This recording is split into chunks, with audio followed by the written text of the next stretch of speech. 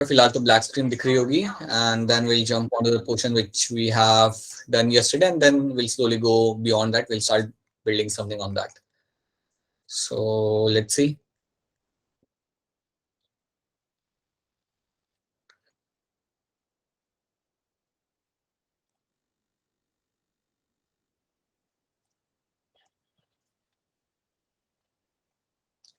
Good evening, people who have just joined in.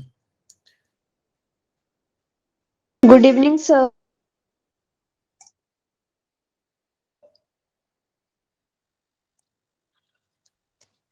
हाँ जी, ठीक है, चलिए यहाँ पे देखते हैं. हमने कुछ बात किया था कल न्यूक्लियस के बारे में. उसके पहले हम लोग सेंट्रियोल्स कर चुके हैं. We have understand the centrioles and flagella. हमने देखा था वहां पे अरेंजमेंट आपका क्या आ रहा है. अरेंजमेंट आपका जो आ रहा है फ्लैजेला के अंदर वो आपका होता है 9+2 का अरेंजमेंट, और जो आपका सेंट्रियोल्स में जो आपका आता है वो आपका होता है यहाँ पे 9+0 का arrangement. Right, that is what we have seen. Nucleus के बारे में हमने कुछ देखा था. न्यूक्लियस में हमने देखा था कि you will have a nucleus. Nucleus will have number of things. आपके पास न्यूक्लियोप्लाज्म है, न्यूक्लियर पोर्स हैं जिनका अमाउंट आपका रहता है यहाँ पे अराउंड 3000 जितना आपका यहाँ पे अमाउंट आपको देखने के लिए मिल जाएगा. And this is not working. उसके अलावा आपने इवन देखा था यहाँ पे that you have a nuclear membrane. अच्छा, कितनी लेयर होती है मेम्ब्रेन की यहाँ पे? Sir double layer outer membrane and double layer. True. मुझे ये बता दो कि आपकी जो डबल मेम्ब्रेन यहाँ पे है इसको सपोर्ट कौन करता है? स्ट्रक्चरली सपोर्ट कौन करता है? Nuclear lamina. बहुत बढ़िया. Yes, that's a nuclear lamina. Right, that support करेगा जो उसे like make sure that it has a structural support उसे प्रोवाइड करेगा. ट्रू. क्रोमैटिन हमने यहाँ पे देखा था. We have seen the DNA. हमने ये देखा था first of all transcription translation क्या होता है देखा था. One is happening in the nucleus, other is happening in the cytoplasm. ये बात हमने देखी तो जो हमें हमेशा याद रखनी है. Then we have seen membrane.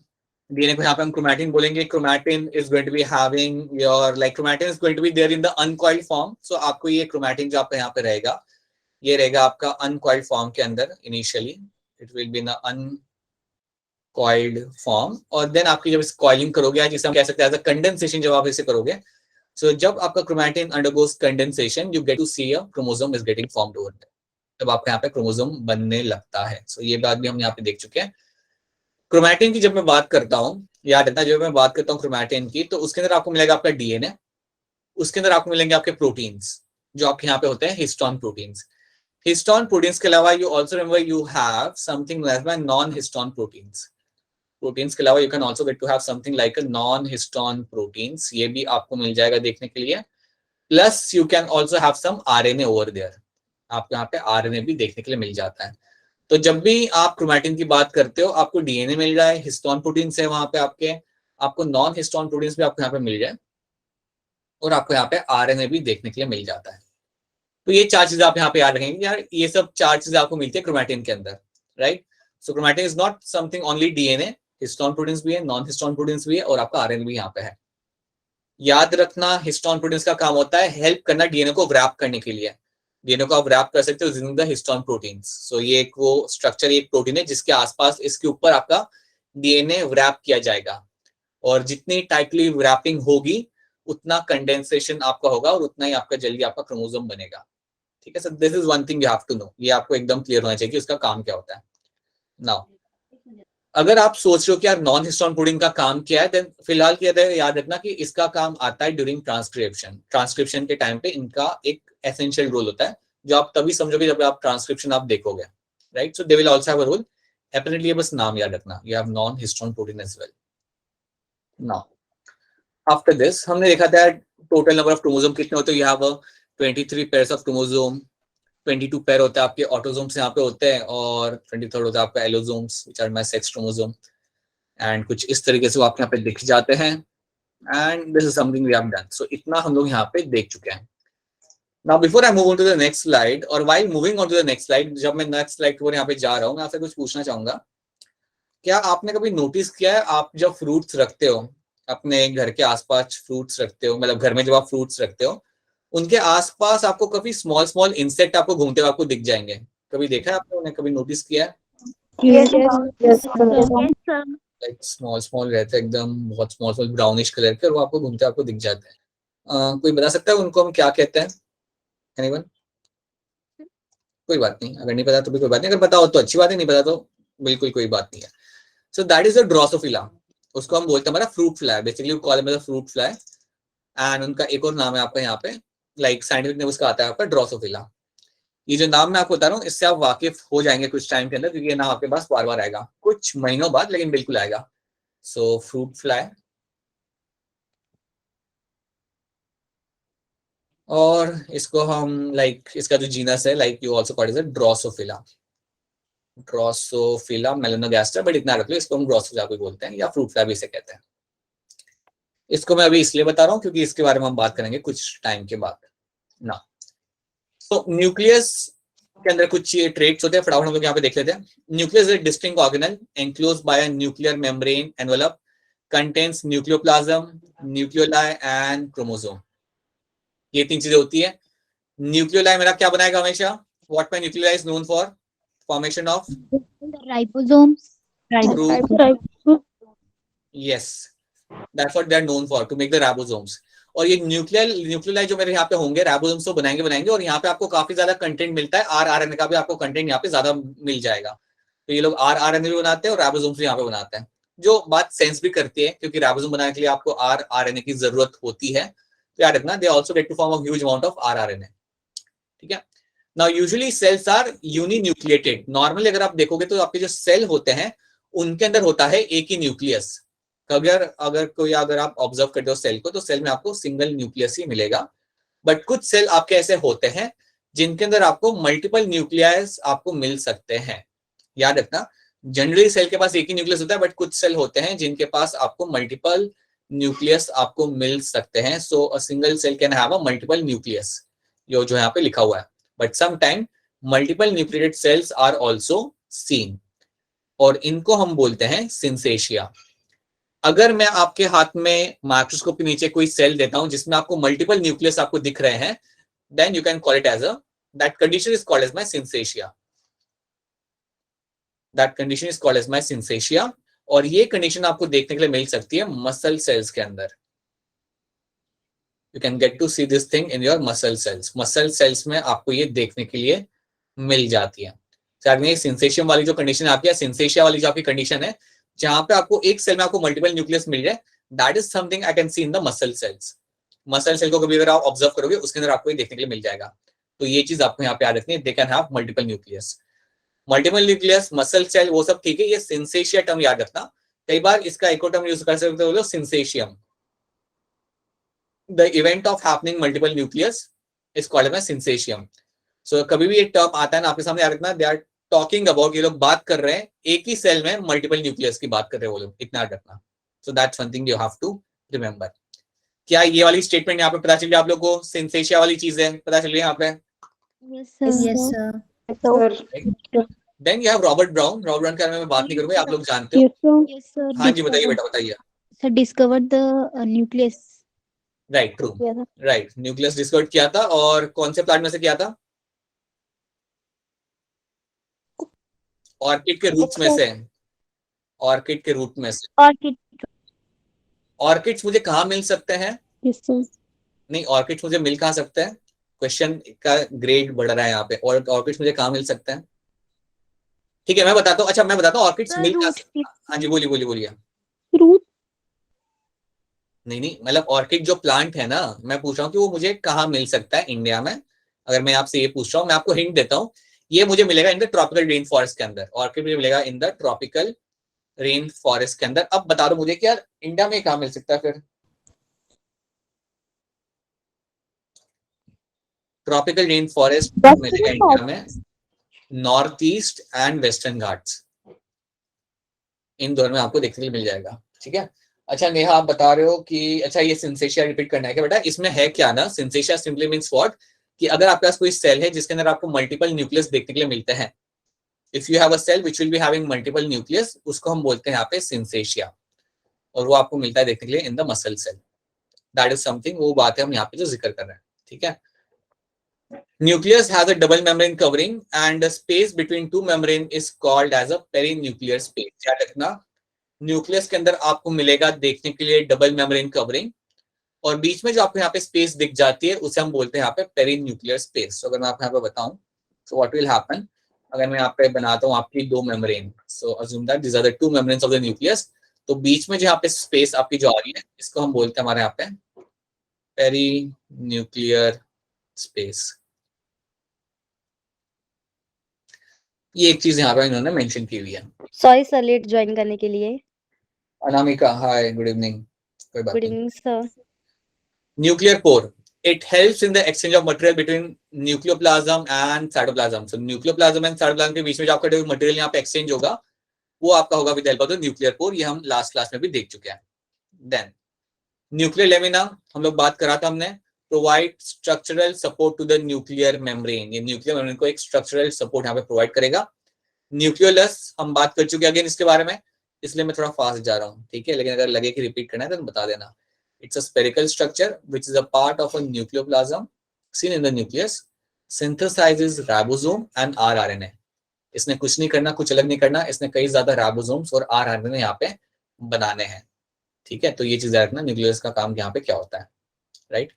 अब एक चीज याद रखना कि न्यूक्लियोलस वहां पे ज्यादा होंगे जिस ऑर्गन में ज्यादा प्रोटीन बनता होगा। जिस ऑर्गन या जिस टिश्यू में ज्यादा प्रोटीन बनता होगा वहां पे न्यूक्लियोलस का अमाउंट भी वहां पे आपको ज्यादा मिलेगा। For example pancreas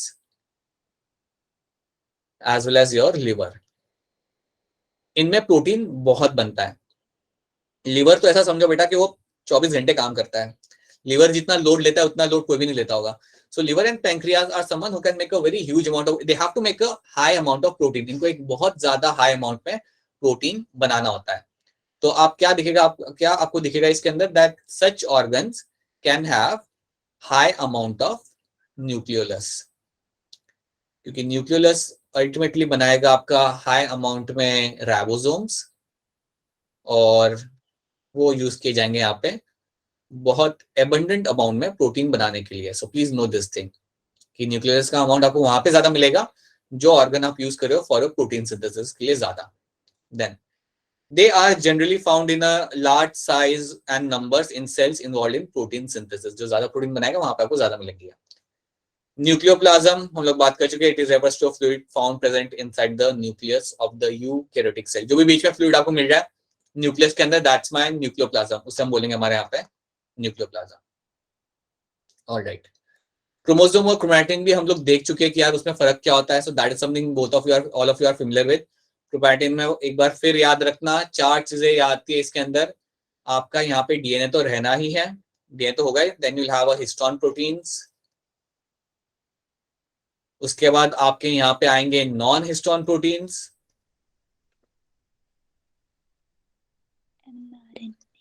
and then you will have the RNA. तो ये 4 चीजें आपको दिख जाएंगी within the chromatin. So these are the 4 things you'll get to see in your chromatin. So please know that thing कि chromatin में आपको इतना मिलेगा। जनरली ये आपका थ्रेड लाइक स्ट्रक्चर ही होगा। वो तो जब आपका सेल कहता है कि यार अब डिवाइड करना है तब आपका ये स्ट्रक्चर आपको बनाता है आपका chromosome. That's when it will turn into the chromosome. That's when you'll get those kind of structures can be seen. Now, हाँ जी, one more joining. All right. Now, so ये इस तरीके से आपको यहाँ पे बताने की कोशिश की जा रही है कि कैसे आपका जो डीएनए है वो आपका कॉइल करके आपका एंटीबॉडी बनाता है क्रोमोसोम। तो यहाँ पे जो आपको दिख रहा है this is going to be a condensation यहाँ पे हो रहा है। सो बेसिकली यहाँ पे हो क्या रहा है इस पिक्चर के अंदर कि आपका जो डीएनए है यहाँ पे, और आई वुड से जो मेरा यहाँ पे क्रोमैटिन है, जो मेरा यहाँ पे क्रोमैटिन है, it is undergoing condensation, it is undergoing condensation. और कंडेंसेशन होने की वजह से व्हाट इज हैपनिंग कि मेरा यहाँ पे बनेगा, this will lead to a formation of your chromosome ultimate। ठीक है, सो ये आपका यहाँ पे that's a normal process which should be happening over here. ठीक है, ये है आपका कैरियोटाइप। ये जो आपके सामने जो पिक्चर है आपके यहाँ पे, जहाँ पे मुझे लिखने का स्पेस यहाँ पे थोड़ा सा निकाल लो, that's a karyotype of a human being. So that's how your, इस तरीके से आपके दिखते हैं सारे chromosomes. That's how your chromosomes look like. ये है आपके 23 पेयर्स, 22 पेयर तो हम सब में एक ही रहेंगे। The last pair is going to be different as per the gender. So ये है आपका karyotype of your human karyotype, इसे हम बोलेंगे, जहां पे आपके सारे क्रोमोसोम्स आपको यहाँ पे दिख रहे हैं। 1 और उसकी कॉपी हमें यहाँ पे दिख रहा है, लाइक ये 1 है, ये उसकी कॉपी है। 2 है, उसकी कॉपी है। थर्ड है उसकी कॉपी है, फोर्थ की कॉपी, फिफ्थ की कॉपी। तो that is something you will be finding happening over here. अच्छा, आप मुझे अब सोच के थोड़ा बताओ, यहाँ पे थोड़ा सोच के बताना पड़ेगा कि जो अगर यहाँ पे 7 के पास अगर यहाँ पे एक एडिशन आ जाता है क्रोमोसोम का, तो क्या हो सकता है आपके हिसाब से? थोड़ा सोचो, लाइक ओपन एंडेड क्वेश्चन है। क्या हो सकता है आपके हिसाब से? क्या क्या हो सकता है अगर एक एक्स्ट्रा क्रोमोसोम यहाँ पे लग जाता है? तो 3 हो जाते हैं, 2 कॉपी है, तीसरा भी आ गया, तो क्या हो सकता है? What you can think of it? Consequences क्या हो सकता है आपके हिसाब से?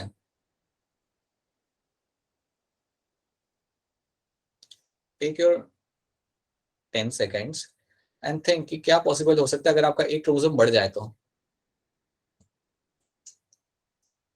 Sir genetical change. बिल्कुल बिल्कुल जेनेटिकल चेंज होगा, वेरी ट्रू, बिल्कुल आपका जेनेटिकल चेंज हो सकता है, right? Anything else? Sir genetical disorder. Genetical disorder हो जाएगा, यस, जो आप कभी ट्रीट नहीं कर सकते, यस, जेनेटिकल डिसऑर्डर आपका हो सकता है यहाँ पे। और कुछ आपके दिमाग में आ रहा हो? इसमें कोई सही गलत वाला आंसर वाली बात नहीं है, what you can think of it कि अगर एक क्रोमोसोम बढ़ गया तो imagine yourself as a microbiologist and you see something like this, what you can say यार, और क्या हो सकता है यहाँ पे? मैं कह सकता हूँ कि यहाँ पे प्रोटीन थोड़ा ज्यादा बनने लगेगा। अगर वो 7 क्रोमोसोम कोई एक प्रोटीन बना रहे हैं और अगर एक्स्ट्रा लग जाता है, लाइकली चांस है कि उस प्रोटीन का कंटेंट बढ़ जाएगा। Yes sir. हो सकता है ना? Your chromosome ultimately going to have your genes, जो नॉर्मल जीन का अमाउंट था वो था, लेकिन अगर एक्स्ट्रा एक यहाँ पे लग जाए, देन शायद आपका प्रोटीन यहाँ पे ज्यादा बनेगा। सो एक प्रोटीन इम्बैलेंस यहाँ पे हो सकता है। You can have excess of protein which can create some kind of imbalance, वो भी आपका यहाँ पे हो सकता है। सो कॉन्सिक्वेंसेज आपके यहाँ पे काफी हो सकते हैं, एंड जनरली ये कॉन्सिक्वेंसेज अगर यहाँ पे होते हैं तो इनको आप लाइक रिवर्ट नहीं कर सकते। एक बात समझो, अगर कोई क्रोमोसोमल डिसऑर्डर होता है उसको ट्रीट नहीं किया जा सकता, एज सिंपल इज दैट। अगर आपको कोई क्रोमोसोमल डिसऑर्डर होता है, किसी को अगर क्रोमोसोमल डिसऑर्डर होता है तो उसे ट्रीट नहीं किया जा सकता, फर्स्ट चीज। सेकंड चीज, अगर ये है तो ये बचपन से ही होगा, ऐसा नहीं है कि ये कुछ सालों के बाद डेवलप होगा। ऐसा नहीं कि 15 साल की उम्र तक उसके पास 2 थे और फिर 16 साल की उम्र उसके पास 3 हो गए क्रोमोसोम। तो that is something which can not be reverse back. अगर ऐसा कुछ होता है तो उसको आप ठीक नहीं कर सकते, if at all that happens. Yes, जैसे कि आप लोगों ने मेंशन किया, it will lead to genetical change, it will lead to genetic disorders, and generally ऐसा अगर कुछ होता है then the person does not have a normal like lifespan, उसका कम हो जाता है usually, and there's number of difficulties which can be seen, depends कि कौन सा क्रोमोसोम यहाँ पे अफेक्टेड है। ठीक है, तो हो सकता है कि एक एडिशन हो जाए, ये भी हो सकता है कि डिलीशन हो जाए, एक गायब हो जाए, ये भी हो सकता है कि एक क्रोमोसोम में से एक छोटा सा पार्ट यहाँ से निकल जाए। अगर ऐसा कुछ भी होता है then you will have some severe fatal consequences, याद रखना। तो इसकी जो इंटीग्रिटी है ना वो मेंटेन करना बड़ा जरूरी है। अगर ये किसी रीजन से मेंटेन नहीं हो पाती, there will be consequences which are generally going to be very fatal. So please know this thing. Someone has a question, आप लोग अपने क्वेश्चन डायरेक्टली पूछ सकते हो, आपको हैंड रेज करने की जरूरत नहीं है, डायरेक्टली अनम्यूट करके आप अपने क्वेश्चन यहाँ पे पूछ सकते हैं। ठीक है, ऑलराइट। तो ये हमने यहाँ पे देखा। Now will have a look at something like different types of chromosome. Let's have a look at the different types of chromosomes. अब ये करने के पहले मैं यहाँ पे एक चीज आपको बताना चाहूंगा, before ending this, just want to tell you one thing, कि हमने देखा था क्रोमोसोम ये जो बनता है आपका, ये जनरली तब बनेगा जब आपका सेल बोलेगा कि यार अब हमें डिवाइड करना है। क्रोमोसोम के बीच में आपको मिलेगा यहाँ पे देखने के लिए something known as a centromere. ये आपका रहता है यहाँ पे सेंट्रोमियर, और सेंट्रोमियर यहाँ पे आपका क्या कर रहा है, ये आपके जो 2 सिस्टर क्रोमैटिड है, याद रखना। अब ये लेबलिंग्स को याद रखना प्लीज। ये है मेरा एक sister chromatid, this is my sister chromatid, and similarly ये भी मेरा एक सिस्टर क्रोमैटिड ही है। तो जो मेरे यहाँ पे 2 सिस्टर क्रोमैटिड है उन दोनों को जोड़ के रख रहा है मेरा यहाँ पे सेंट्रोमियर। प्लीज नो दैट ये जो 2 मेरे सिस्टर क्रोमैटिड है इन दोनों को जोड़ के रखेगा मेरा बीच में से, that is going to be my centromere. So that's one thing you have to know. अब ये कैसे बना ये भी आप यहाँ पे देख लो एक बार, ये कैसे बना था, ये हमने कल भी बात किया था कि समझो आपके पास है क्रोमोसोम नंबर 1 यहाँ पे, राइट, या 2 कोई भी ले लो, और ये है उसकी कॉपी यहाँ पे, ये क्रोमोसोम नंबर 2 की यहाँ पे मैंने एक बार बना दी यहाँ पे उसकी कॉपी। अब जब सेल डिसाइड करता है कि यार मुझे डिवाइड करना है, तो क्या करेगा, क्रोमोसोम की कॉपी बनाएगा, इसकी भी कॉपी बनेगा और इसकी भी एक कॉपी बनेगी। कब होगा ये, जब सेल डिसाइड करेगा कि now it has to divide. So now you will have one copy of chromosome 2 over here getting formed, और यहाँ पे भी आपको एक कॉपी यहाँ पे बनते हुए आपको यहाँ पे दिख जाएगी। और जब आपका ये स्ट्रक्चर बनेगा, सो इन दो स्ट्रक्चर को जोड़ के रखने के लिए आपको बीच में चाहिए होता है यहाँ पे एक स्ट्रक्चर प्रोटीनेशियस, जिसे हम कहते हैं सेंट्रोमियर। अब आपको यहाँ पे सेंट्रोमियर देखने के लिए मिल जाएगा। So please know this thing, ये जो आपका नया स्ट्रक्चर यहाँ पे बना, दैट वाज फॉर्म जब आपको सेल को डिवाइड करना है, तब आपको वो एक्स शेप वाला स्ट्रक्चर बनता है। बीच में आपका यहाँ पे आएगा, याद रखना, दैट इज योर सेंट्रोमियर, जो मैं वापस बता रहा हूँ आपको, ऑलरेडी आप जानते हो। And you have this 2 chromatids over here, ठीक है।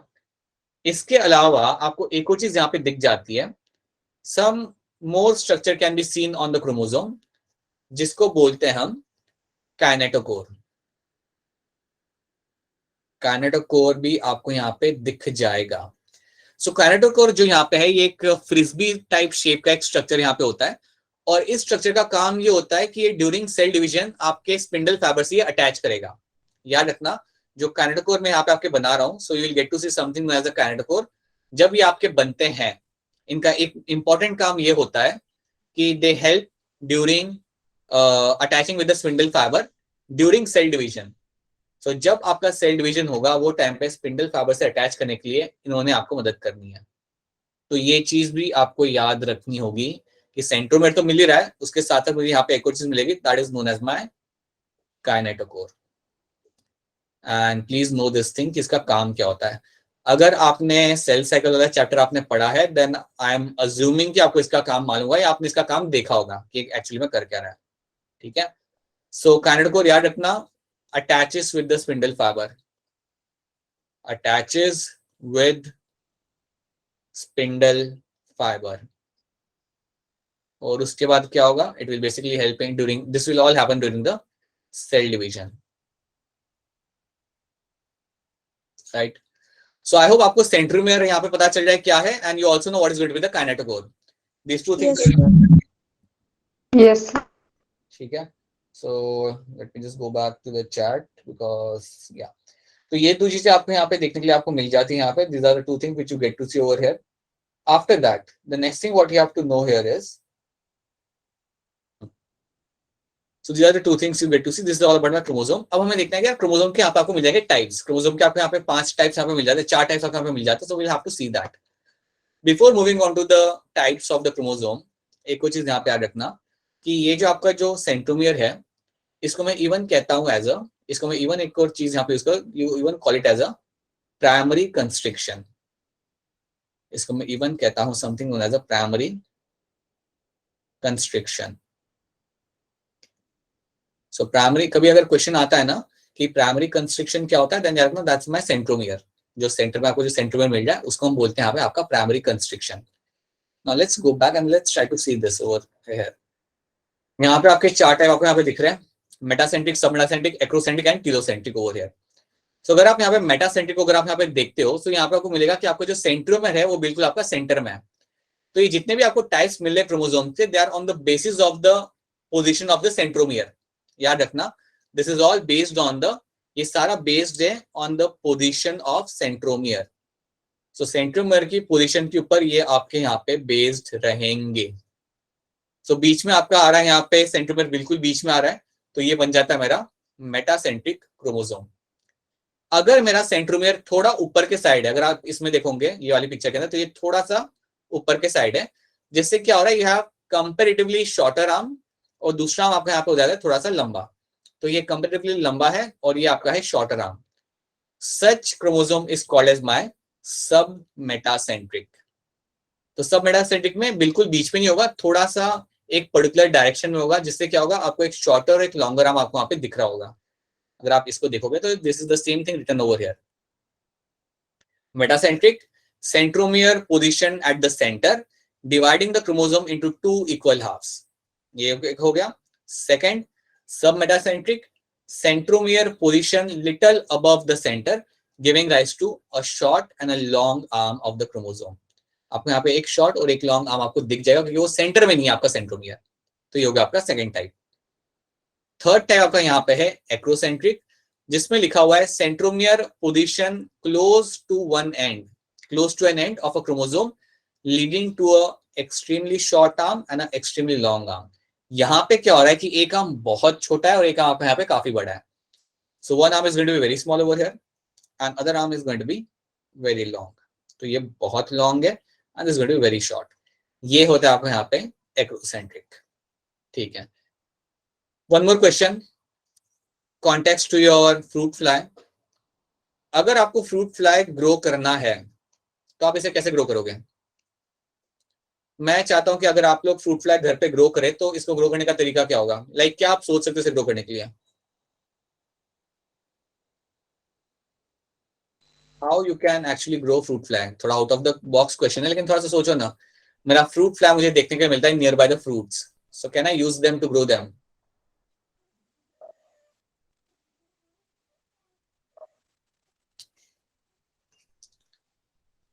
Think about it. We'll have to talk about fruit fly again. Acrocentric याद रखना, यहाँ पे आपको एक लॉन्ग आर्म मिल जाएगा, यहाँ पे एक बहुत शॉर्ट आर्म आपको यहाँ पे देखने के लिए मिल जाएगा। एंड टीलोसेंट्रिक के अंदर क्या होगा? You will have chromosome with the terminal position of the centromere. ये बिल्कुल टर्मिनल पार्ट में आपका रहता है यहाँ पे आपका सेंट्रोमियर।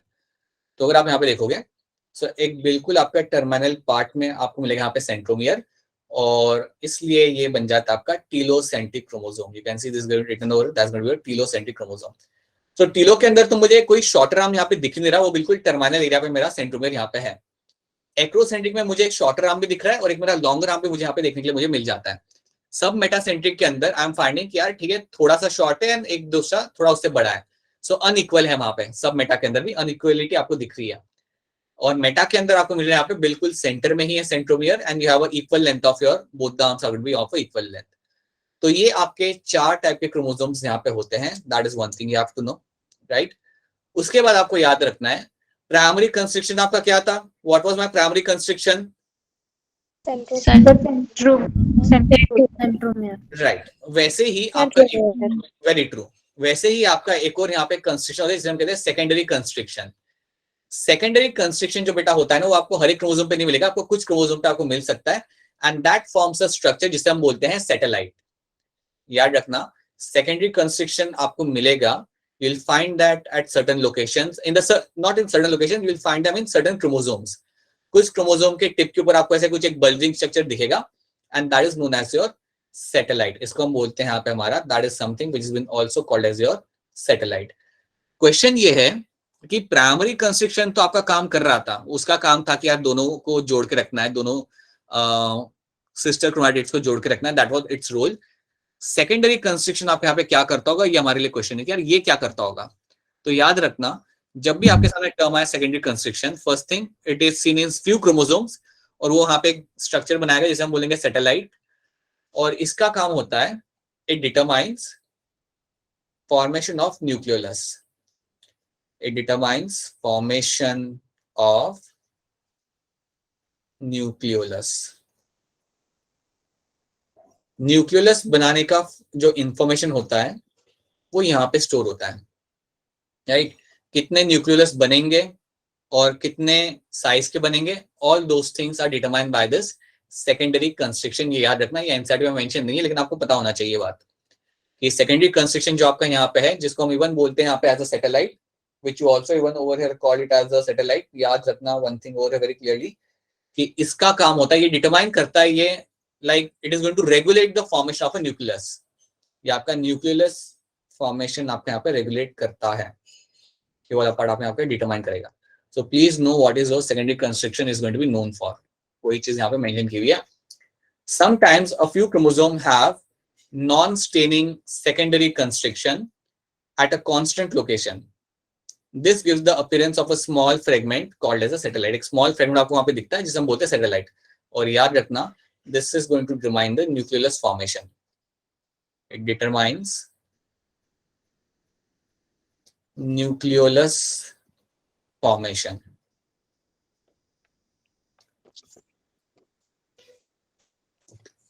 ये आपको इसके अंदर याद रखना है। सो याद रखना, एक आपका था प्राइमरी कंस्ट्रक्शन जो आपका था centromere, and then you also have a secondary construction जो आपका रहेगा यहाँ पे सैटेलाइट।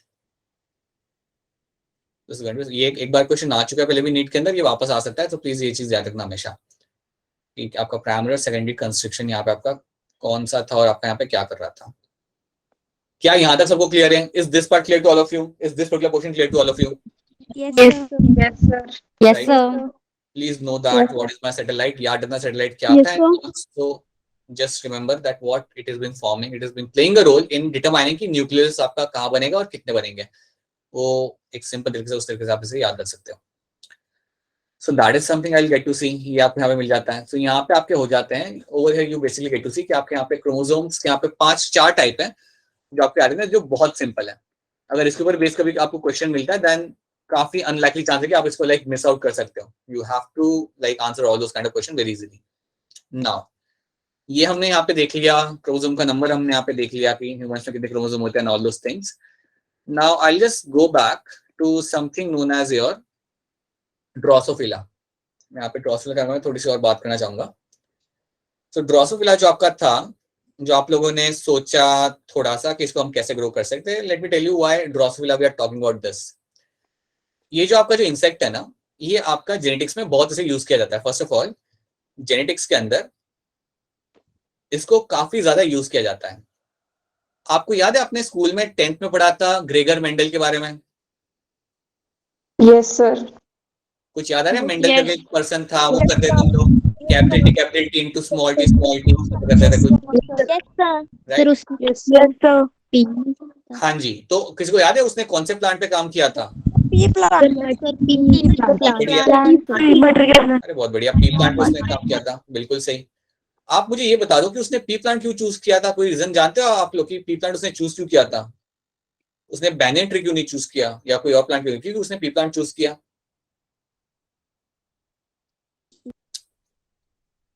थोड़ा सोचो क्या रीजन हो सकता है। अगर तुम एक बायोलॉजिस्ट हो और तुम्हें बोलूं कि यार जेनेटिक स्टडी करना है या कुछ स्टडी करना है, तो तुम कोई ऐसा एनिमल लोगे जो जल्दी डिवाइड करेगा, जल्दी ग्रो करेगा, कोई तुम ऐसा एनिमल लोगे जो 15 साल की एज में आने के बाद, है ना? So they used to reproduce quickly. इनका लाइफ साइकिल था शॉर्ट, इनका था लाइफ साइकिल काफी short. So they had a life cycle which was going to be very short over here. तो इसलिए उसने उसे सिलेक्ट किया। तो काफी कम टाइम के अंदर वो कई सारी जनरेशंस को स्टडी कर सकता था। अब मैं बोलूं कि मुझे जेनेटिक स्टडीज करनी है एलिफेंट के अंदर, या मैं बोलूं कि जेनेटिक स्टडी करनी है मुझे टॉर्टोइस के अंदर। अब वो टॉर्टोइस जब 15 साल का होगा, उसके बाद वो सेक्सुअली मैच्योर होगा, then it will reproduce. So I can not study many generations. So that's why for genetics याद रखना, आप ऐसे मॉडल्स यूज करोगे जिनका लाइफ साइकिल होगा शॉर्ट। इसलिए ड्रोसोफिला यूज किया जाता है in the field of genetics. याद रखने की बात को, ड्रोसोफिला को इसलिए यूज करते हो इन द फील्ड ऑफ जेनेटिक्स। ठीक है, नाउ व्हाट विल हैपन ना ओवर हियर, मैं बस आपको यहाँ पे एक चीज यहाँ पे बताऊंगा इसके अंदर कि ड्रोसोफिला जो आपका यहाँ पे होता है ना, it will have a larval stage as well. इसका एक लार्वल स्टेज होता है, और लार्वल स्टेज की जो स्लैवरी ग्लैंड्स होती है, लार्वा के अंदर जो इसकी जो स्लैवरी ग्लैंड्स होती है, सलाइवरी ग्लैंड्स जो होती है, उसमें आपको मिलता है एक टाइप का chromosome. In that you get to see one type of chromosome, and that chromosome is called as my polytene chromosome. उसको हम बोलते हैं यहाँ पे हमारा पॉलीटीन क्रोमोसोम।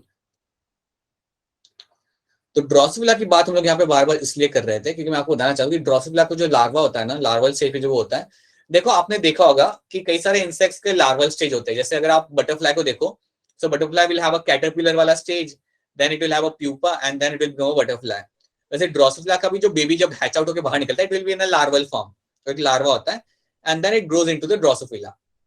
तो आपका ये जो लार्वा होता है ना, अगर आप उसकी कभी स्लैवरी ग्लैंड निकाल के देखते हो, then you'll find a very different kind of chromosome can be seen in that, and that chromosome is called as my polytene chromosome. That chromosome is called as your polytene chromosome. मैं चाहता हूं कि आप फिलहाल आप ये याद रखें कि जब भी आपके सामने पॉलीटीन क्रोमोसोम आए, आप ये इंसेक्ट को याद करें सबसे पहले कि आपने ये टर्म सुना कब था। ये टर्म आपने सुना था ड्रोसोफिला के अंदर, उसके लार्वल फॉर्म के सलाइवरी ग्लैंड में आपको ये वाले क्रोमोसोम आपको देखने मिले। So you have one additional chromosome over there, एक टाइप होता है क्रोमोसोम का, इसे हम बोलते हैं पॉलीटीन क्रोमोसोम, जो आपको यहाँ पे देखने के लिए मिल जाता है। That is something I want to remember right now. कुछ और याद रहे ना रहे, इतना रखो कि आपके जो फ्रूट्स के आसपास जो आपके जो इंसेक्ट घूम रहे होते हैं, वो काफी इंपॉर्टेंट है in the field of genetics, और उनके अंदर आपको उनके लार्वा के सलाइवरी ग्लैंड में आपको मिलेगा क्रोमोसोम जिसे हम बोलते हैं पॉलीटीन क्रोमोसोम। देखो क्योंकि होगा क्या ना, कभी अगर मैच द फॉलोइंग के अंदर ये टर्म आया तो ये टर्म देख के ऐसा होना नहीं चाहिए कि आपको एकदम एलियन टर्म ये लगे कि यार ये क्या है क्या नहीं है, क्योंकि मैच द फॉलोइंग में नीट के अंदर ये टर्म आ चुका है, ये टर्म आ चुका है और ये टर्म के बारे में ज्यादा मेंशन नहीं है एनसीईआरटी के अंदर, but you can get such term. So term देख एटलीस्ट तुम्हें कुछ आइडिया आना चाहिए कि वो टर्म है क्या। So this is the chromosome you will get to see in that particular salivary gland. इतना आपको यहाँ पे समझ आ रहा है? Is this clear to you? Yes, Yes, sir. sir. This is Yes, sir. Important है, you have to know this, you have to remember, इसलिए मैं आपको ड्रोसोफिला बार-बार बता रहा हूं, so you can just somehow remember this term with that particular insect. One more thing. करेंगे हाँ जी बेटा बोलिए बोलिए बोलिए बोलिए। ड्रोसोफिला फिर से एक्सप्लेन करेंगे सर, क्लास वो होगी थी। हाँ जी, ड्रोसोफिला जो है ना बेटा ये आपका इंसेक्ट है। हाँ जी पहले बता दूं ये कोई कुछ नहीं, ये आपका एक इंसेक्ट है जो आपको आपके फ्रूट्स के आसपास आपको घूमते हुए आपको मिल जाएगा। और अगर इसको ग्रो करना हो ना तो आपको कुछ नहीं करना, आपको कुछ 2-4 सड़े हुए केले लेने हैं, एक जार लो जो जिसमें अपन अचार रखते हैं ना वो वाला जार ले लो आप, उसके अंदर केले को रख दो, लाइक मैश करके आप केले को वहां पे डालो, उसमें थोड़ा सा आप पानी डाल दो और उसे फिर आप कवर कर दो। कवर लेकिन ऐसे करना, क्लोथ से करना ताकि ड्रोसोफिला अंदर जा सके, ड्रोसोफिला के अंदर जा सके उतना क्लोथ का उसमें गैप रखना। उसके बाद आप हफ्ते भर के लिए छोड़ दो उसे, आप हफ्ते भर आके देखोगे तो उसमें लाइक आपको थाउजेंड्स ऑफ ड्रोसोफिला आपको उसके अंदर दिख जाएंगे। सो that's how you grow the insect, that's how you basically grow the insect Drosophila, and then you can take out and then you can see your salivary glands। तो ये जो insect है आपका, जब आप इंसेक्ट को आप ग्रो करोगे ना तो उसमें आपको लार्वा भी उसमें मिलेंगे, आपका जो बनाना वहां पे होगा उसके ऊपर आपको कई सारे लार्वा उसके घूमते हुए मिल जाएंगे। तो जब आप उस लार्वा को निकालते हो, उसके salivary gland को जब आप बाहर निकालते हो, you can get to see this polytene chromosome, you can get to see this polytene chromosome। तो ये आपको देखने के लिए मिल जाएगा अगर पॉसिबल होता है, जैसे मैंने बताया था, अगर आपके लैब वाले अलाउ करते हैं, if your faculty allows you to do that, then तुम ये कर सकते हो। ड्रोसोफिला ग्रो करना is a very simple thing, हर कोई ग्रो कर सकता है। और एक बार वो ग्रो हो गया, you can actually take out the larva, put it on a slide, take out the salivary gland and you will be able to see the polytene chromosome, which will be a new thing for you। तो ये याद रखना, Drosophila और कुछ नहीं, ये एक insect है जिसको हम बहुत यूज करते हैं हमारे जेनेटिकल स्टडीज के लिए, ठीक है। So that's one thing I wanted to remember right now, ठीक है। I hope ड्रोसोफिला अभी तक यहाँ पे सबको क्लियर है। Drosophila what is clear to all of you? Yes, sir. Yes, sir. Now Yes, sir. just going to do few things over here। We'll be doing some PYQ। अभी हम लोग क्या करेंगे यहाँ पे, we'll be doing some PYQs ताकि हम लोग थोड़ा सा यहाँ पे Yes, sir. चेक कर सके that what are the status of your understanding। So just wait a minute।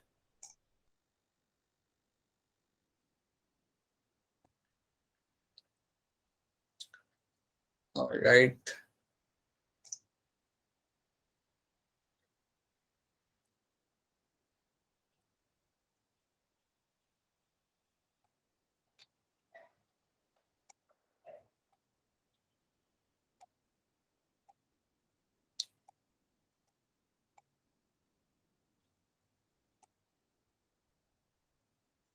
I hope आप सबको मेरी पूरी एंटायर स्क्रीन यहाँ पे दिख रही है। No, sir. No, sir. Yes, sir. Yes, sir. ठीक है जी, Yes, ठीक है, sir. ठीक है। अब यहाँ पे आपको कुछ स्लाइड्स भी आपको यहाँ पे दिख रही होंगी। Yes, sir. Yes, sir. And now I'll start the slideshow over here and just wait। Question दिख Yes, रहा है आपको sir. यहाँ पे? Yes, sir. Some of the, हाँ जी 2 मिनट वेट कर लो, जिनको नहीं दिख रहा 2 मिनट दिख जाएगा आपको। राइट वंश, 1 सेकंड, या राइट ट्रू। Sir, आपको आंसर यहाँ पे जो भी कर देंगे आप यहाँ पे चैट में आंसर करेंगे, ठीक है। Some of the questions you have done, some of the questions you might find it new। True, very simple question। Omnis cellulae e cellula is something given by Rudolf Virchow, यहाँ पे दिया था। That is going to be your, yes, that is going to be your, sorry, your option B, ठीक है। Question number 10। Which of the following statement about inclusion bodies are incorrect? Inclusion body के बारे में इनसे कौन सी statement यहाँ पे आपकी गलत है, बताइए, ध्यान से देखिए। सो स्टेटमेंट आपको यहाँ पे क्या है? They are not bound by any membrane, they are involved in ingestion of food particle, they lie free in the cytoplasm, they represent reserve material in cytoplasm। बताइए, आंसर का मैं वेट कर रहा हूं। Just go through the question। Which is going to be incorrect? कौन सा यहाँ पे आपका incorrect होगा सब लोग? Alright, let's see the statement A यहाँ पे। They are not bound by any membrane। ये बात जो आपकी यहाँ पे है ये आपकी सही है। That's a true statement, ठीक है। They lie free in the cytoplasm। That is also going to be true। ये भी आपका यहाँ पे सही होगा। they represent reserve Yes, material sir. in the cytoplasm. That is also going to be true बेटा. ये लोग कई सारे reserve material को यहाँ पे रखते हैं. They are involved in the ingestion of food particle. ये गलत है. Option B is going to be wrong answer. ठीक है? So that is going to be incorrect statement. ये आपका incorrect statement है. अगर आप आराम से एक स्टेटमेंट को देखोगे then you will get to understand कि कौन सा सही है कौन सा गलत. So please do that. Now next question ध्यान से करना इस बार सब लोग. Select the wrong statement. Bacterial cell wall is made up of peptoglycans. ये हम लोग एक बार कर चुके हैं. You can answer this. Quickly answer this. What will be the answer over here? Yes, sir. Answer आ गया. चैट के अंदर करना बेटा. चैट के अंदर आंसर करना आप लोगों को. In the chat you have to answer this. Statement भी आपके यहाँ पे क्या है? Pili and fimbriae are mainly involved in the motility of the bacterial cell. That's the statement B. Statement C. Cyanobacteria lack flagellate cells. Mycoplasma is a very wall-less microorganism. जल्दी सबके answer आने चाहिए. It is always going to be B बेटा. Pili and fimbriae are involved in motility of the bacterial cell is a wrong statement. ये आपका कोई काम नहीं करता motility के अंदर. Question number 13 quickly बेटा. Question number 13 करते हैं यहाँ पे. The structure that helps some bacteria to attach to rock or a host tissue. कौन सा structure यहाँ पे help करता है to attach to rock or host tissue? Quickly do this. Right, Ketki, that's true. Aarti, Neha, that's true. Sneha, Vansh, Yes, sir. that's true. It's going to be your fimbriae. Fimbriae आपका structure को जो attach करने में help करेगा आपके bacteria को to a rock or a tissue. Glycocalyx is used for. Glycocalyx आप basically यहाँ पे use किया. Again, this is something we have done. Right, Yes, sir. Suneha, that's true. Lekhraj, that's true. Again, it is going to be your option D, a layer surrounding the cell wall of the bacteria. ये होती है आपका glycocalyx. I hope आपको ये सब terms याद है. We have done all those things in the past. Glycocalyx are going to have this layers over there made up of your mucopolysaccharide. ठीक है. Yes, sir. Now, 22. Which are the important site for formation of glycoprotein and glycolipid? कौन से होते हैं important site यहाँ पे? Vansh, that's true. Vishal, that's true. Neha, Vivek, all of you are, that's true. Yes, it is going to be your Golgi apparatus. बिल्कुल सही है बेटा. Golgi apparatus आपका सेट है for glycoprotein and glycolipid formation. Yes. इसको थोड़ा ध्यान से देखना. 2019 का क्वेश्चन है. Which of the following statement is not correct? इनमें से कौन सी स्टेटमेंट आपके यहाँ पे करेक्ट नहीं है? Lysosomes are formed by a process of packaging in the endoplasmic reticulum. ये आपका पहला स्टेटमेंट है. मैं वापस कर रहा हूँ. ये आपका पहला स्टेटमेंट है. Lysosomes are formed by a process of packaging in the ER. Yes, ये आपका गलत स्टेटमेंट है बेटा, क्योंकि आपका लाइसोम कौन बनाएगा? ER नहीं बनाता, कोई और बनाता है. Lysosomes बेटा, who is going to make the Golgi apparatus. Golgi apparatus बेटा. So that's a wrong statement. ये आपका गलत स्टेटमेंट है. बाकी सारे आपके यहाँ पे सही है. They have number of hydrolytic enzymes. Enzymes are active in acidic pH. ये भी सही है. And they are membrane bound structures. लेकिन स्टेटमेंट है आपका यहाँ पे गलत है बिल्कुल. 24. Which of the following statement regarding the mitochondria is going to be incorrect? Mitochondrial matrix contains singular circular DNA molecule and ribosomes. ठीक है. Outer membrane is permeable to monomer of carbohydrate, protein and fats. Okay. Enzymes of electron transport are embedded in the outer membrane, and D is going to be inner membrane is convoluted with the infolding. इनमें से कौन सी statement आपके यहाँ पे गलत है? बताइए कौन सी यहाँ पे गलत हो सकती है? अच्छा सुनो मेरी ध्यान से, अगर ये नहीं हो रहा क्वेश्चन, ध्यान से देखो इसे, मेरे साथ समझो. पहला स्टेटमेंट आपका जो यहाँ पे है, mitochondrial matrix contains single circular DNA molecule and ribosomes. क्या ये सही या गलत है? स्टेटमेंट है. टेल मी, स्टेटमेंट है मेरा यहाँ पे सही है या गलत है? इसके अंदर आपको सिंगल सर्कुलर डीएनए मिलेगा और राइबोसोम्स आपको यहाँ पे मिल जाएंगे. क्या ये स्टेटमेंट सही या गलत है? Yes, sir. बिल्कुल सही है. That's a true statement, right. Second statement, outer membrane is permeable to monomer of carbohydrate, fats and protein. अगर आपको ये स्टेटमेंट देख के लगता है यार मैं श्योर नहीं हूं कि ये सही या गलत है, तो आप स्टेटमेंट सी को देखो. स्टेटमेंट सी क्या कह रहा है यहाँ पे? Enzymes of electron transport are embedded in the outer membrane. बेटा ईटीसी मतलब आपका फॉस्फोराइलेशन, ऑक्सीडेटिव फॉस्फोराइलेशन के एंजाइम जो होते हैं वो इनर मेम्ब्रेन पे होते हैं, आउटर मेम्ब्रेन पे नहीं होते हैं. याद करो ये हमने किया था. The enzymes for my electron transport chain या oxidative phosphorylation will be on the inner membrane not on the outer membrane. तो ये स्टेटमेंट गलत है आपकी। सी जो स्टेटमेंट आपका यहाँ पे है बेटा वो आपका गलत है and that's why that becomes the right answer. ठीक है, बाकी बी फिर आपका यहाँ पे सही हो जाता है। याद रखना बी जो है आपके यहाँ पे आउटर मेम्ब्रेन तो आप काफी ज्यादा भी परमेबल रहेगी हमेशा, but C statement is going to be very much going to be wrong over here. So please read thoroughly and then answer this. ये वाला क्वेश्चन सबको समझ आ रहा है? यहाँ पे 24 क्वेश्चन सबको यहाँ पे समझ आ रहा है? Yes, sir. ये Yes, देख, sir. let's see over here. The shorter arm, okay, ये आपको आएगा नहीं, ये मैं आपको बता देता हूँ यहाँ पे ये पे है क्या। Shorter arm and longer arm submetacentric chromosome are referred to as a, याद रखना हमेशा P and Q arm, या आप हमेशा ऐसे बोलोगे as a P arm and a Q arm। so याद रखना जो आपका जो shorter arm रहता है, right, उसे हम बोलते हैं P arm, and then you have a longer arm that will be called as my Q arm। so that is something which you only get to see in the genetics वाले chapter के अंदर हम लोग इसे देखते हैं, so that's okay if you miss out on that। 26. Which of the following pair of organelles do not contain DNA? कौन से ऑर्गेनल के अंदर आपको डीएनए यहाँ पे नहीं मिलेगा? ये तो हो सकता है, ये तो सिंपल क्वेश्चन है, 19 का क्वेश्चन है, राइट? राशि केतकी शालिनी, दैट्स ट्रू। यस बेटा, बाकी सब के अंदर आपको डीएनए मिल जाएगा, आपको लाइसोसोम और वैक्यूल्स में आपको डीएनए नहीं मिलेगा। Chloroplast will have the DNA, mitochondria will have the DNA, और ए में तो दोनों के अंदर भी आपको डीएनए मिल जाता है। डी के अंदर याद रखना it is always going to be your lysosome and vacuoles won't have the DNA. So again that was a very simple question over here. Match the following देखो यहाँ पे और ट्राई करो इसमें से कौन सा ऑप्शन यहाँ पे आपको सही लग रहा है। Look at the matches following आराम से, first of all look at this very like careful and try to tell me this. Golgi apparatus के साथ यहाँ पे क्या आ सकता है? क्या ए के साथ मेरा 3 आ सकता है यहाँ पे? Formation of black. देन मैं देखता हूँ और क्या देख सकता हूँ मैं, अपना वैक्यूल्स देखता हूँ यहाँ पे, मैं अपना सॉरी लाइसोसोम्स में यहाँ पे देखता हूँ। सिंथेसिस ऑफ प्रोटीन नहीं, ट्रैप वेस्ट एंड एक्सट्रीट प्रोडक्ट, ठीक है ठीक है।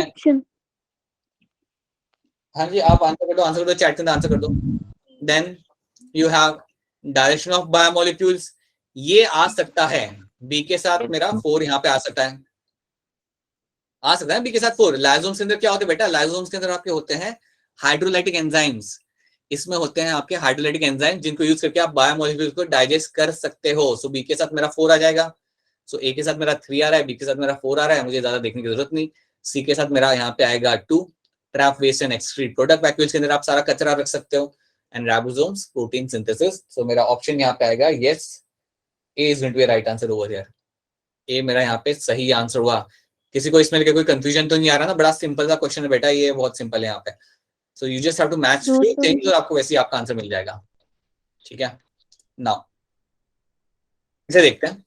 ये तो अभी अभी हमने किया था, तो इसे आप खुद से कर सकते हो। Which of the following is true for nucleolus? इनमें से कौन सी बात न्यूक्लियोलस के लिए यहाँ पे सही है? जल्दी आंसर करो, स्टेटमेंट देखो, राउट चैट के अंदर आंसर करो। Which of this statement is going to be true for your nucleolus के लिए कौन सी स्टेटमेंट आपके यहाँ पे सही रहेगी? न्यूक्लियोलस है बेटा, nucleolus. Right Neha, Vimal, Aarti, Prateek, that's true. Niyati, that's true. क्यों कुछ लोग सी कर रहे हैं? न्यूक्लियोलस बेटा ये आपका बनाता है ribosome and rRNA. It makes the ribosome and rRNA. देखो यहाँ पे लिखा हुआ है ऑप्शन डी के अंदर, it is a site for active ribosomal RNA synthesis. ये आपका साइट होगा फॉर एक्टिव राइबोसोमल सिंथेसिस। सी नहीं होगा बेटा, वो तो आपका सेंट्रियोल होता है। स्पिंडल फाइबर आपका सेंट्रियोल बनाता है, it won't be made by the nucleolus. Is it clear to all of you? क्या ये वाला पार्ट आपको समझ आ रहा है? Yes, sir. Yes, sir. Confusion वाली बात थी नहीं बेटा, क्योंकि is going always going to form rRNA, it is written over there. ठीक है, so it's a ribosomal RNA, rRNA, ये आपको हमेशा बनाएगा। ओके, ध्यान से देखना, आरआर के ऊपर बेस्ड क्वेश्चन है, बहुत बार हम लोग ये देख चुके हैं। Which of the following event does not occur in rough endoplasmic reticulum? इनसे कौन सी चीज नहीं होती in the rough endoplasmic reticulum? श्रुति, अच्छा नहीं, अभी तक आंसर नहीं आया। देखो 4 ऑप्शन यहाँ पे देखो और आंसर करो। Lekhraj, that's true, very good. अब बात को यहाँ पे ध्यान से देखो, ठीक है, आप लोगों ने आंसर कर दिया, सबके आंसर यहाँ पे आ रहे हैं। आरआर में क्या नहीं होता? प्रोटीन फोल्डिंग होती है, प्रोटीन ग्लाइकोसिलेशन ये भी आपका होता है, ये भी हम देख चुके हैं।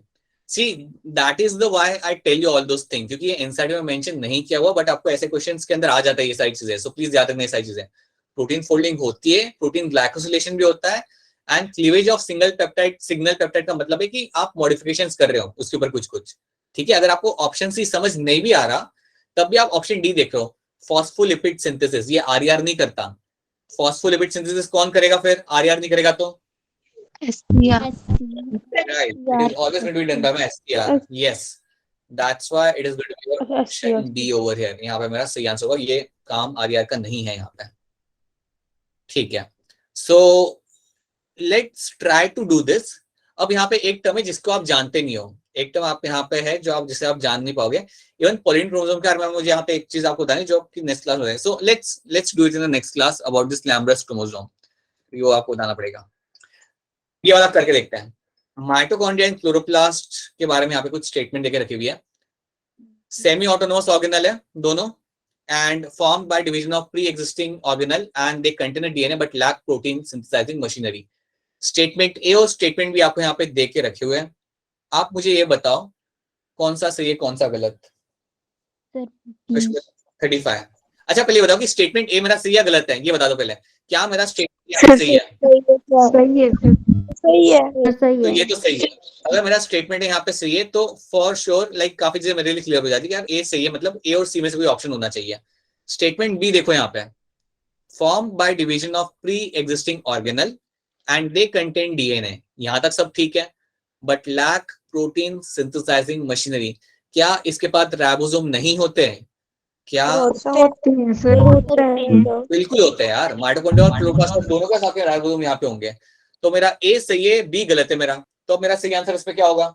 अब बता दो, ए सही है बी गलत है? Sir B. ए होगा, ए होगा। A is true and B is going to be false. Option A is going to be right answer. A is true and B is going to be false. So I'm hoping कि तुम लोग like इससे question देख के फटाफट like you should answer them very quickly. ध्यान से देखो, it's all about microtubules जो हमने कल किया था।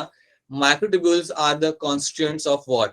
मतलब ये कहा जा रहा है कि माइक्रोट्यूब्यूल्स किसके पार्ट होते हैं, इनमें से किन चीजों के अंदर आपको माइक्रोट्यूब्यूल देखने के लिए आपको मिल जाएगा।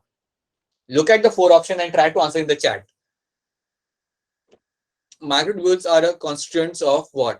Of, and then you have the options. I'm reading some answers over here. And who has got? Neha Kumari, that's true. Vishal, that's true. Tamanna, that's true. Anamika, that's true. Microtubules, अब काफी लोगों ने यहाँ पे ए किया हुआ है, मैं बताता हूँ ए क्यों ही नहीं होगा यहाँ पे।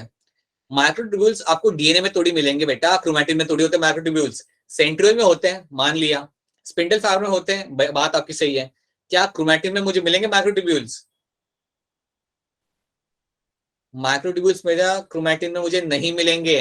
क्रोमैटिन में आपको मिलता है RNA, you get your histone proteins, non histone proteins and the DNA, that's it.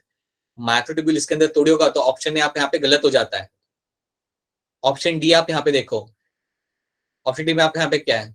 Spindle fibre, उसके अंदर आपको मिल जाएंगे माइक्रोट्यूब्यूल्स जो आपको बनेगा during cell division, centrioles and cilia, ये तीनों आपके यहाँ पे सही है।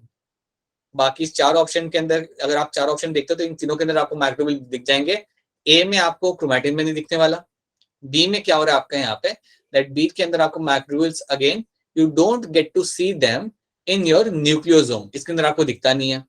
एंड सी के अंदर सीलिया, फेरिला, पेरोक्सिसोम, इसमें आपने कभी नहीं मिलना आपको microtubule. So option D is going to be a right answer. So that's why yes, option D जिन लोगों ने किया that's going to be a right answer. क्या ये वाला क्वेश्चन आपको समझ आया? Yes, please let me know अगर कोई क्वेरी या कोई दिक्कत आ रही है तो इसके अंदर। Okay, we can do this later. ये एक करते हैं हम लोग, एम्स का क्वेश्चन एक करते हैं यहाँ पे, and let's do this AIIMS वाला question over here. A cell membrane shows fluid behaviour, ठीक है। सो पहला स्टेटमेंट आप है कि cell membrane shows a fluid behaviour. A membrane is mosaic or composite of diverse lipid. So आपके lipid आपको यहाँ पे कई सारे टाइप के आपको मिल जाएंगे, और आपकी सेल मेम्ब्रेन है उसके अंदर आपको लाइक फ्लूइड वाला बिहेवियर वो शो करेगा। अगर आपको याद हो तो हमने ये काफी इस पे ध्यान दिया था, that membrane has a fluid behaviour, membrane has a fluid behaviour, हमने ये बात किया था, लैटरल मूवमेंट की बात की थी। स्टेटमेंट 2 आपके यहाँ पे क्या है, रीजन क्या है आपका यहाँ पे, a membrane is a mosaic और a composite of diverse lipids, sorry it will have different kind of lipids over there. Glycolipids है, फॉस्फोलिपिड्स है, कोलेस्ट्रॉल है, सो डाइवर्स लिपिड्स आपके यहाँ पे हैं।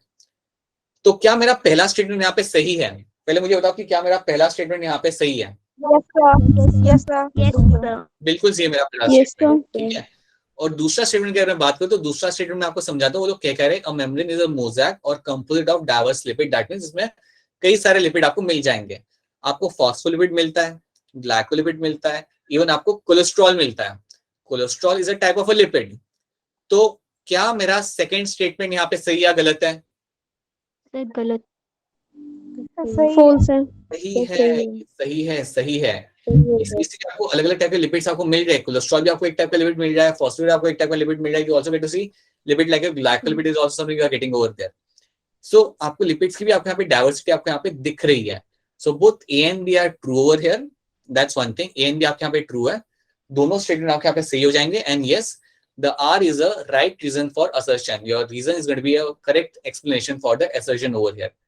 क्योंकि आपके पास डाइवर्सिफाइड लिपिड्स आपको यहाँ पे मिल रहे हैं, उसकी वजह से आपकी फ्लूइडिटी यहाँ पे आप कंट्रोल कर सकते हो।